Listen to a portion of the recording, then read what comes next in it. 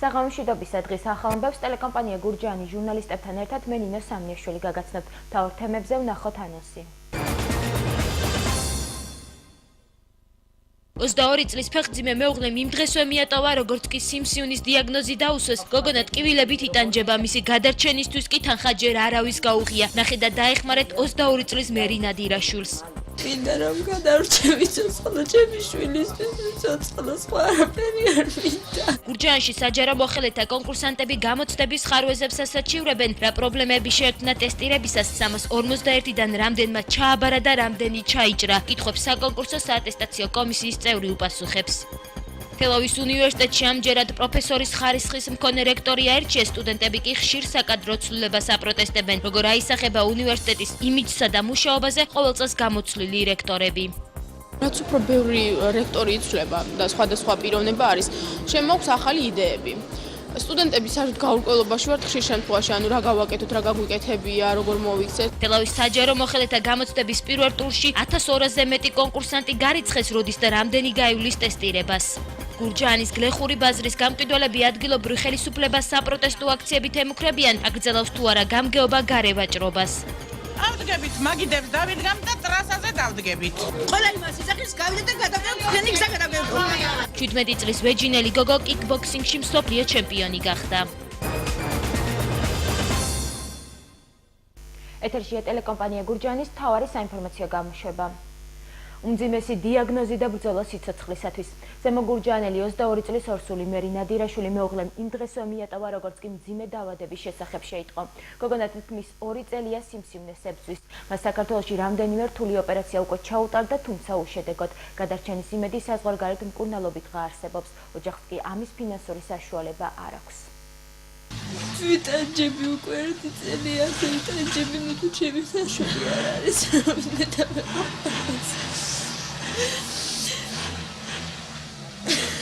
ყველას უმორჩილეს და თხოვდა ხმარებას. გადარჩენა მინდა, სიცოცხლე მინდა, არ მინდა სიკვდილი, ჯერ სიკვდილისთვის თვლი, რომ ძალიან ახალგაზრდა ვარ და მინდა რომ გადარჩევი ცოცხალო ჩემი შვილისთვის, ცოცხალო სხვა არაფერი არ მინდა.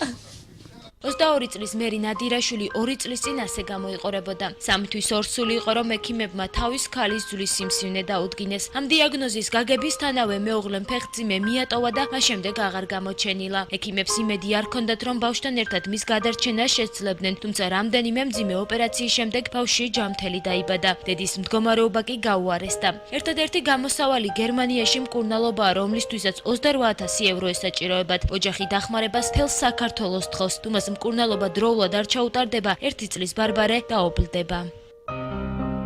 მოგვივიდა იქიდან პასუხები და არ გვაქვს ჩვენი მის შესაძლებლობა. სახლიც არა მაქვს, იმისთან ეს 2 ოთახი სახლი გამაჩნია, რომ გავყიდო 200 ლარ არ მომცემენ. ხოუკე ძალიან 22 წლის ბავშვი, იქნებდე ეხმარო. ყავს 11 თვის პატარა შვილი ბარბარე. ძალიან მტყოვკე სულას გულით და სულით იქნებ შვილის სიცოცხლე და მოგონები. დიაგნოზი ბავშვი ფეხმძიმე იყო მიანება თავი. აი იმის შემდეგ პატარა ბავშვსაც მეუძვრდი და რავი, არანაირი საშუალება აღარაფრის არ ამაგას. მერი ტკივილებით იტანჯება და ყოველ დღე მისი სიცოცხლე საფრთხეშია. სასწრაფო დახმარებას დღეში რამდენჯერმე იძახებენ. მის ავადგახდომას დღეს ჩვენ შევესწარით. ბრიგადა კი 40 წუთის დაგვიანებით მოვიდა. მუცაშიც არის მეტასტაზები, ისეთი მეოთხე სტადია უკვე და მაგრამ ვიცი ფილტრები არა უშავს, ჯერ არ არის ხელშეხებული იმდენად, რომ აქ ხელი აიღოს ადამიანმა, გულით ძალიან ძლიერი აქ როგორც ახლა გასინჯეთ ესა კარდიოგრამითაც და ის რომ ნამდვილად ჩემის აზრით ღირს რომ იცადოს πρέπει. ქიმია კი არ გაუკეთებია აქამდე. შეიძლება ქიმია განშედეგი მოგწეს იმედი იქნება. ძალიან გაჭირვებული ხალხი. უზომოდ ეს მეზობლების ხო უზომოდ შეწუხებულები ვართ. ყოველღამე სასწრაფო, ყოველღამე თენება. მეზობლებიც კი დავავანტყოფთ ამ ბავშვის ყურებით, ადამიანს და გთხოვთ, თუ სადმე ვინმე რამე არსებობთ, ხალხო დაეხმარეთ 22 წლის პატარა გოგოს. გთხოვთ იქნება თუ რამე საშველი არსებობს, რომ ამ ბავშვს დავეხმაროთ და გადავარჩინოთ 22 წლის ბავშვი, რომ თავის პატარა 1 წლის ბარბარე რო გაზარდო. არ ვიცი, აი რავი სხვა სათხოვარი ამ ქვეყნად არაფერი არ გვექნება. ოჯახის ინფორმაციით მერის მკურნალობა ჯერ კიდევ მაისში თურქეთში უნდა ჩასტარებოდა, თუმცა ექიმებმა საზღვარგარეთ გაგზავნა საჭიროდ არ ჩათვალეს. მას შემდეგ რაც მდგომარეობა დამძიმდა, მის მკურნალობაზე ხელი აიღეს და უთხრეს, რომ აღარაფერი ეშველებოდა. ახლა მის მკურნალობაზე პასუხისმგებლობა ერთ-ერთმა გერმანულმა კლინიკამ აიღო, თუმცა ოჯახის თქმით ჯანდაცვის სამინისტრო დახმარებაზე უარს ეუბნება. სანამ მესამე ოპერაციას გაუკეთებდით, თურქეთში გაგვაგზავნით სასწრაფოდ მეზობლებმა 300 ლარი მომიკუროვეს, რომ მალე მოსულიყო პასუხები. ის 300 ლარიც დაიკარგა, პასუხები მოვიდა, რომ შესაძლებელი იყო, რომ თურქეთში წასულიყო ბავშვი, არ გამიგზავნეს, ჯანდაცვამ არ დამაფინანსა. ჯანდაცვის სამინისტროში ზეპირი ინფორმაცია მოგვაწოდეს, რომ ამ შემთხვევაში ოჯახმა ექსპერტიზის დასკვნა უნდა წარადგინოს იმის შესახებ, რომ მსგავსი ოპერაცია მხოლოდ საზღვარგარეთ ტარდება. ამის შემდეგ ის საკითხს კომისია განიხილავს. მერის მთელი ოჯახი, ნათესავები, მეზობლები გვერდში უდგანან. ძმა კი სკოლაშიც არ დადის და მშობელს დის მოვლაში ეხმარება. ახლა ასეთივე გვერდში დგომას და დახმარებას მთელ საქართველოს თხოვენ. ყველას, ვისაც რაიმე სახით შეგიძლიათ დახმარება გაუწიოთ, გთხოვთ მოგმართეთ და ჩვენ ამ ოჯახთან დაგაკავშირებთ. გურჯაანში საჯარო მოხელეთა შესარჩევი კონკურსი მიმდინარეობს. ტესტირების მეორე დღეს კონკურსანტების ნაწილი გამოცდების ხარვეზებს ასაჩივრებს.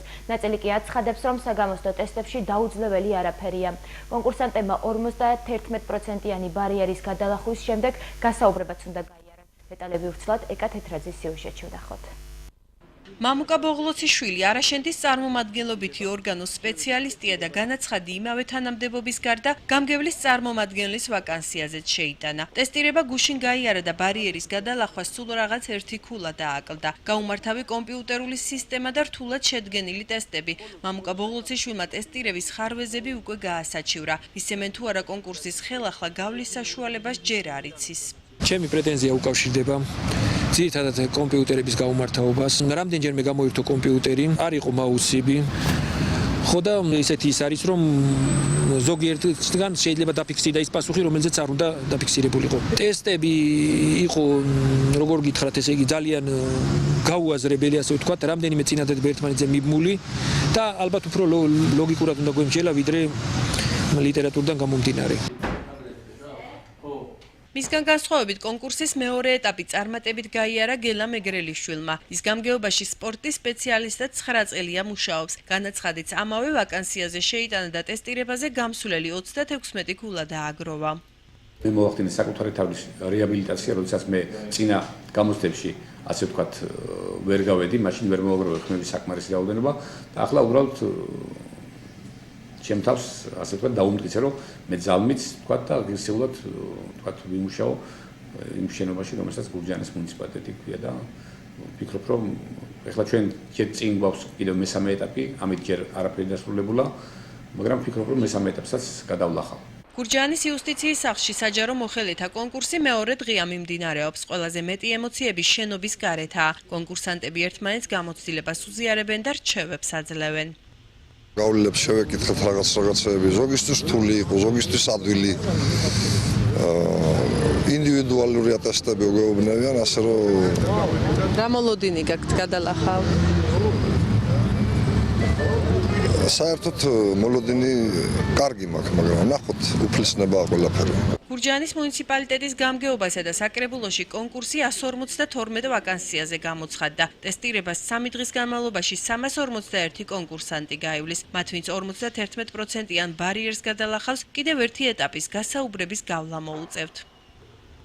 უკვე არის თუ არა ცნობილი 340-მდე კონკურსანტიდან რამდენმა ჩააბარა ტესტირება წარმატებით, ამ და კონკურსის სხვა დეტალებზე ჩვენს კითხვებს საკონკურსო საატესტაციო კომისიის წევრი ბექა მაისურაძე უპასუხებს. ბექა, მადლობა, რომ ჩვენი ეთერის სტუმარი ხარ.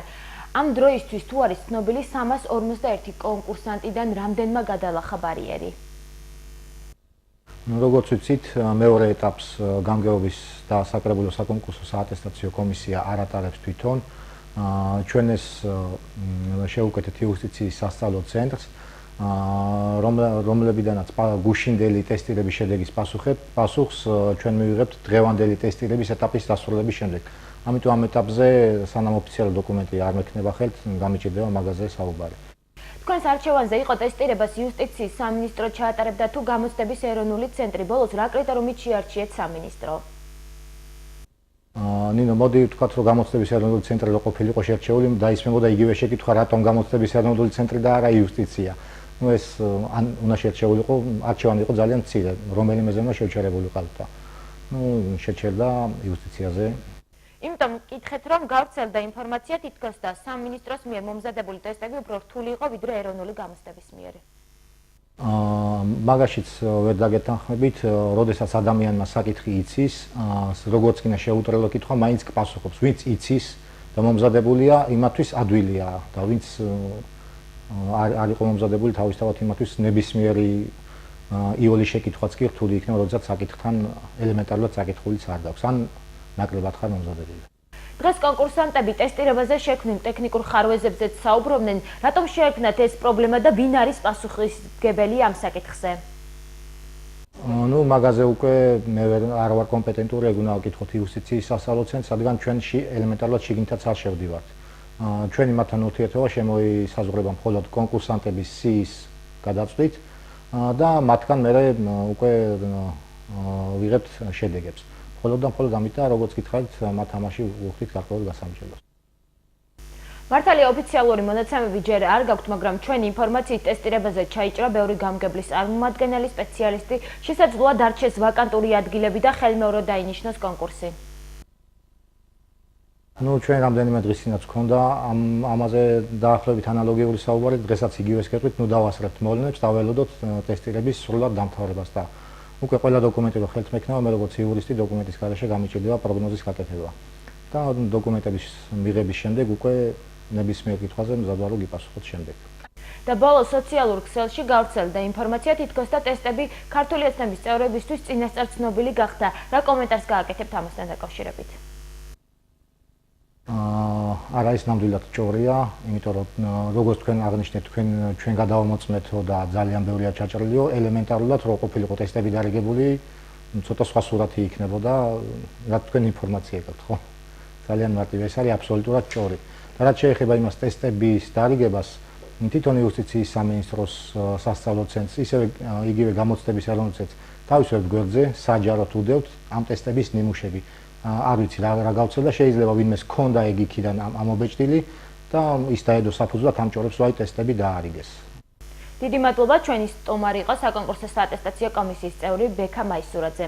დღეს თელავის უნივერსიტეტის რექტორის მოვალეობის შემსრულებელი აირჩიეს. ყოფილი რექტორი ავთანდილ ღელაღუტაშვილი კი საკუთარი უფლებების დაცვა სამართლებრივი გზით აპირებს. სტუდენტები პროტესტს გამოთქვამენ, რომ ხშირი საკადრო ცვლილებები უნივერსიტეტის აზარალებს და მათ იმიჯზე უარყოფითად აისახება. ნახოთ თელავიდან ეთერ თეთრაძის სიუჟეტი.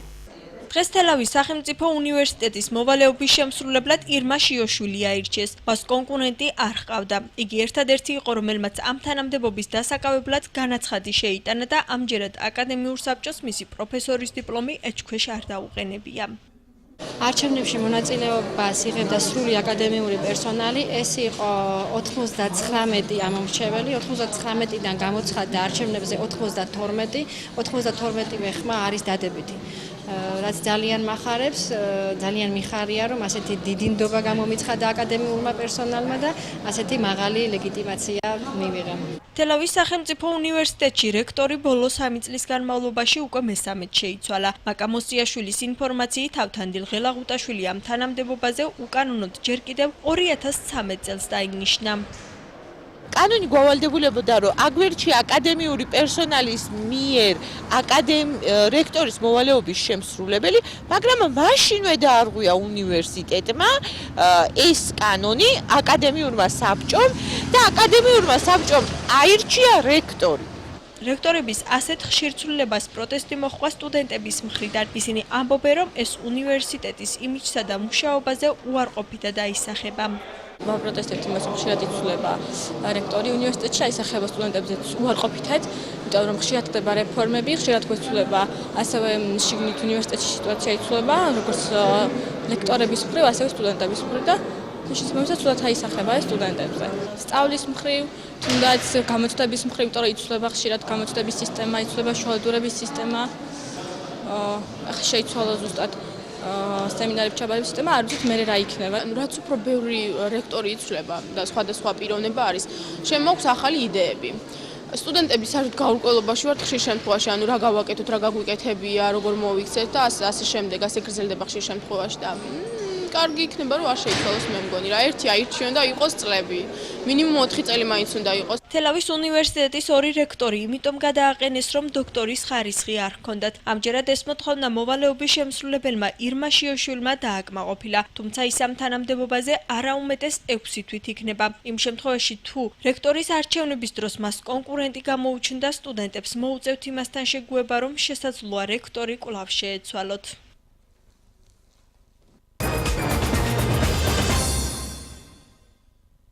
თელავის საჯარო მოხელეთა გამოცდების პირველ ტურში 1200-ზე მეტი კონკურსანტი გარიცხეს როდის და რამდენი გაივლის ტესტირებას.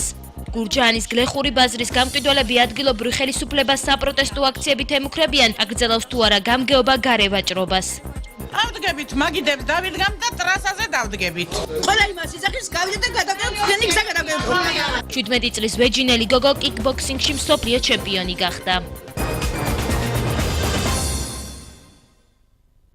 თელავის თვითმმართველი თემის საჯარო მოხელეთა გამოცდები 27-28 დეკემბერს გაიმართება. ვაკანტურ თანამდებობებზე სულ 527 კანდიდატის მიერ 1600 განაცხადია შეტანილი. აქედან მეორე ეტაპზე გადასვლა მხოლოდ 390-მა შესძლო. ტესტირების მინიმალური ქულებით ჩაბარების შემთხვევაში კი წინ გამოცდების დასკვნითი ეტაპი გასაუბრება ელოდებათ.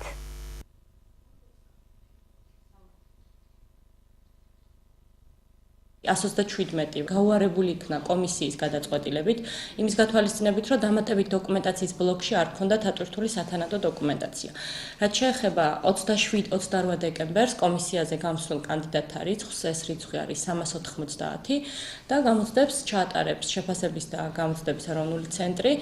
ჩატარების ადგილის და თარიღის შესახებ თვითონ უშუალოდ ეროვნული ცენტრი აცნობებს მათ მიერ მინიშნებულ მობილურ ტელეფონებს. მესამე ეტაპზე რომ გადავიდნენ ზღვარი არის დადგენილი თვითმმართველი თემი თელავის მუნიციპალიტეტის გამგებლის ბრძანებით, ეს არის 51%, ანუ 31 ქული. გურჯაანის გლეხური ბაზრის მოვაჭრეები დახლების გარეთ გამოტანითა და საპროტესტო აქციების გამართვით იმუქრებიან. მათი თქმით, გარევაჭრობის გამო საახალწლო სამზადისის მიუხედავად ბაზარში მყიდველი არ შედის. ნაპირებს თუ არა გურჯაანის გამგეობა გარევაჭრობის აკრძალვა სამ საკითხს დღეს ვერა იაშვილი არ ყვევდა. შაშან შემორეკე ეხლა ისევ გარეთ არიან. რა გავყიდო მითხარი, აბა ვინ არის კლიენტი? გურჯაანის გლეხური ბაზრის გამყიდველები გარემოვაჭრეობის აკრძალვას ითხოვენ. ახალი წლის წინა დღეებში ისინი მყიდველის ნაკლებობას უჩივიან და ამბობენ, რომ უკვე რამდენიმე დღეა გარემოვაჭრეების გამო ბაზარში მყიდველი აღარ შედის. მდგევარ და ორლარ ვერ ავაჭრობ დღეში. რიგულით ვინ მდგევარ? ჩეკი გადავიხადო, შენახვისა გადავიხადო. რით ვინ მდგევარ ახლა შვილი? საახალწლო სამზადისი ყველამ გაჭირვებით მოამზადეთ, ყველაფერი მოვიტანით, იმიტომ რომ გაგვეყიდა. მაგრამ ბაზარში ხალხი არ დადის, გარეთ არის ვაჭრობა და რატოა ვაჭრობა გარეთ? უფასოა იქ ჩეკები არ ახდეინებენ და ძირთადი ვაჭრობა იქ არის გზაზე. გამყიდველების განცხადებით ასეთი მდგომარეობა მხოლოდ გურჯაანის ბაზარშია, თუ გამგეობამ არ აკრძალა გარევაჭრობა, ისინი ბაზრიდან დახლების გარეთ გამოტანასა და საპროტესტო აქციების გამართვას გეგმავენ. საქართველოს მასშტაბით არც ერთ რაიონში არ არის ესეთი სიტუაცია როგორც გურჯაანში. გარევაჭრობა წადით აბა თელავში ნახეთ თვითონ გამგებელმა დაიარა პატრულთან ერთად და აკრძალა. თუ ესე გაგრძელდა, ავდგებით, მაგიდებს დავიდგამ და ტრასაზე დავდგებით. გარეთ რომ ჩამწკრებული მანქანა ვაჭრობა რო არ და კლიენტი მოდის, რომ მანქანა გააჩეროს, ადგილი არ არის რომ შემოიდეს, აქ იყიდოს რაღაცა ტავარი.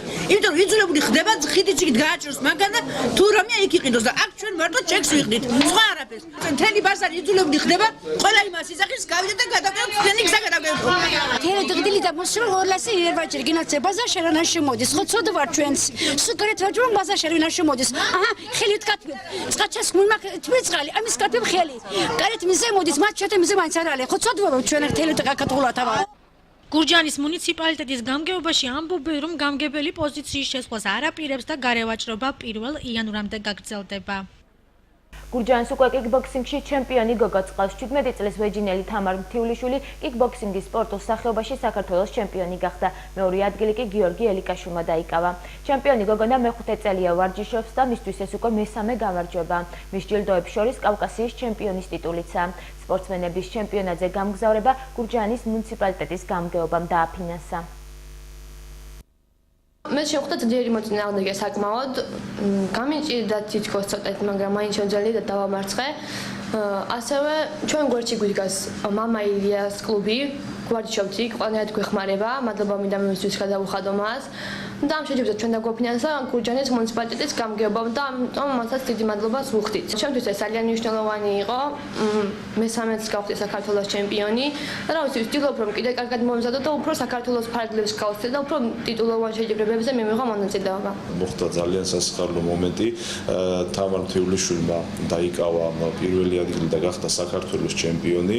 მინდა მიულოცო მას ეს წარმატება, ხოლო გიორგი ელიკაშვილმა ფინალში დათმო ერთი ასპარეზობა და დაიკავა მეორე ადგილი.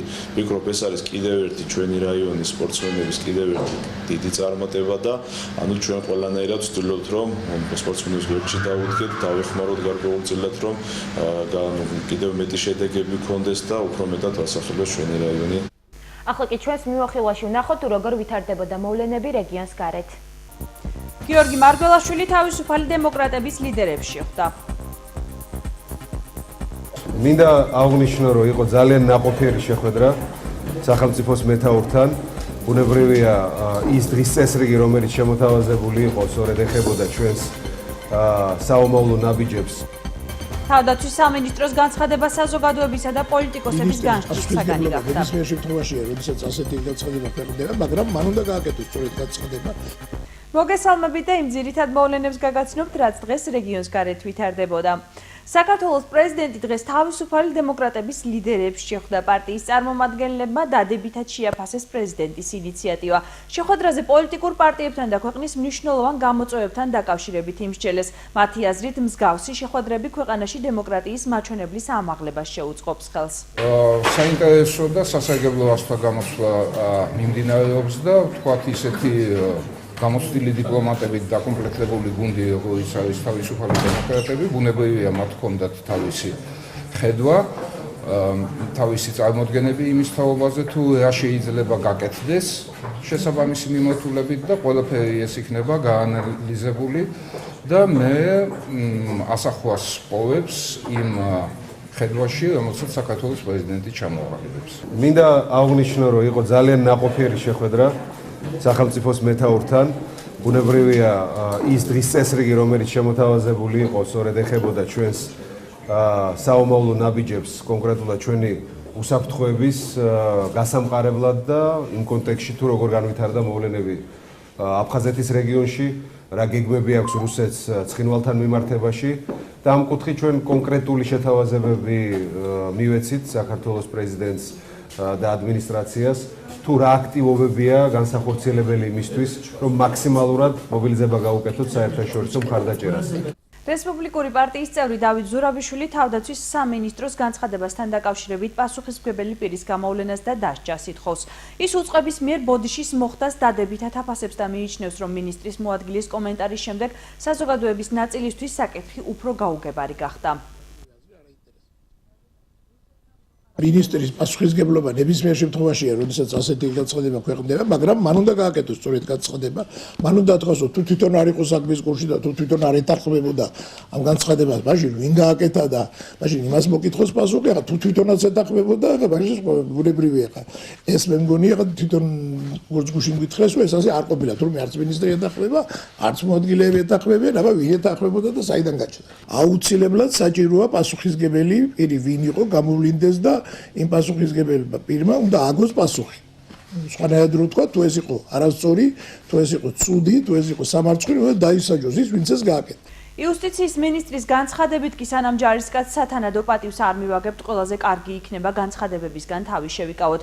თია წულუკიანმა საკითხზე დამატებითი კომენტარის გაკეთება არ ისურვა. ვფიქრობ, როდესაც მიცვალებული და მით უმეტეს ჯარისკაცი არის ჩამოსვენებული, ყველაზე კარგი ტონია, რაც არ უნდა განცხადება იყოს საჭირო ან არ იყოს საჭირო, რომ სანამ არ იქნება პატივი მიგებული ჯარისკაცისთვის, რომ თავი შევიკავოთ ყველანაირი განცხადებებისგან. შეგახსენებთ, რომ 20 დეკემბერს უკრაინაში ქართველი ჯარისკაცის ალექსანდრე გრიგოლაშვილის დაღუპვის გამო თავდაცვის სამინისტრომ მწუხარება გამოთქვა და მომხდარზე პასუხისმგებლობა ყოფილ ხელისუფლებას დააკისრა. დღეს კი უწყებაში განაცხადეს, რომ განცხადების ტექსტი მინისტრთან შეთანხმებული არ იყო. სწორედ იმ ოლქში, სადაც ორმხრივის როლების დროს ქართველი ალექსანდრე გრიგოლაშვილი დაიღუპა, ქართველი მოხალისეების თანმხლებით, რომლებიც დღეს უკრაინაში ომში იბრძვიან, საქართველოს პარლამენტის ვიცე-სპიკერი გიორგი ბარამიძე ჩავიდა. არსებული ინფორმაციით დღეს უკრაინის აღმოსავლეთში რამდენიმე ათეული ქართველი იბრძვის.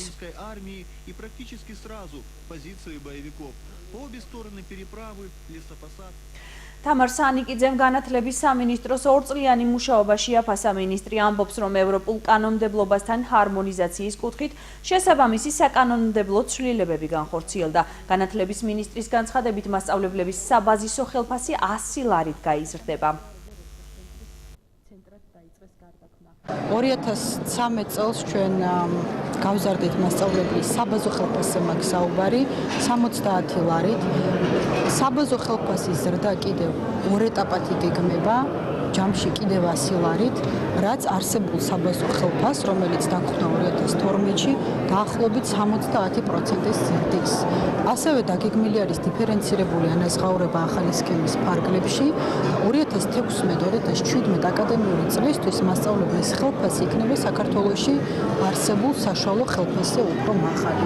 რა თქმა უნდა, განხორციელების ეტაპებიც განსაზღვრულია. ასეთი იყო დღეს რეგიონს გარეთ განვითარებული მოვლენები, მეგე მშვიდობებით ნახვამდის.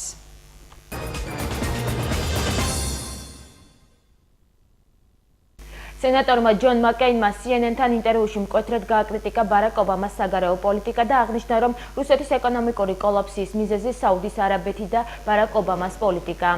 ამავე დროს მაკეინს ჯერა, რომ ამერიკულმა სანქციებმა მციქონია მცირე გავლენა. სენატორმა პრეზიდენტი ობამა ჩრდილოეთ კორეასთან პოლიტიკის გამოც გააკრიტიკა.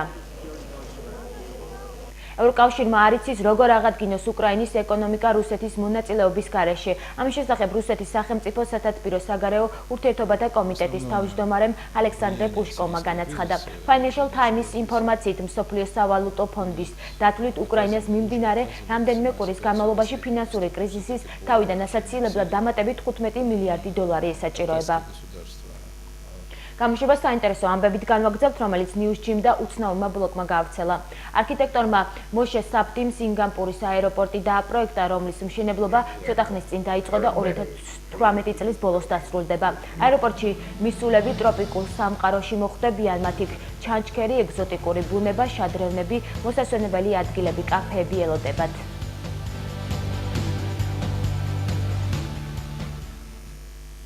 ინტერნეტში საოცარი ვიდეო რგოლი გამოქვეყნდა, რომელიც მიკროგადაღებითაა ჩაწერილი. ძლიერი მუსიკალური დინამიკები, ჩვეულებრივი საყოფაცხოვრებო ნივთებითა და საკვებითაა ავსებული. კერძოდ კოკა-კოლით, საღებავით, თხევადი საპნით, რძიანი ფაფით, სხვადასხვა ფერის ბურთებითა და კვერცხით. დინამიკები აპარატურასთანაა შეერთებული და ოპერატორი გვაჩვენებს, თუ როგორ ძლიერ შეიძლება იყოს ხმის ძალა. რამდენიმე დღეში პროდუქტების ცეკვის ამსახველი ვიდეო 9 მილიონმა ადამიანმა ნახა. გამოშვებას კულტურისა და სპორტის სხვა სიახლეებით განვაგრძობთ. 2015 წლის 2 ოქტომბერს რეჟისორ რობერტ ზემეკის დრამა The Walk-ი გამოვა, რომელიც წარმოადგენს რეალურ ისტორიას ახალგაზრდა მეოცნებე ფილიპ პეტიძე. მან 1974 წელს მსოფლიო სავაჭრო ცენტრის ტყუპ შენობებს შორის ბაწარზე გაიარა. ფილმში მთავარ როლებს ჯოზეფ გორდონ-ლიუტი, ბენ კინგსლი, შარლოტე ბონი და სხვები ასრულებენ. პირველი წრის შემდეგ ბუნდესლიგის ისტორიაში პირველ და მეორე ადგილებს შორის ყველაზე დიდი სხვაობა 11 ქულა დაფიქსირდა. ბაიერმა ზედიზე დროა მატჩამდე აიყვანა მოგება და უკვე 22 ტურია არ მარცხდება. ჰოფენჰაიმმა თავისი არსებობის ისტორიაში ყველაზე დიდი ანგარიშით გაიმარჯვა. ჰამბურგმა 9 გოლით დაასრულა პირველი წრე. ყველაზე ცუდი შედეგი კი ფრანკფურტსა და ტასმანიას აქვთ. ახლა კი ვნახოთ, თუ როგორი ამინდი იქნება ხვალ.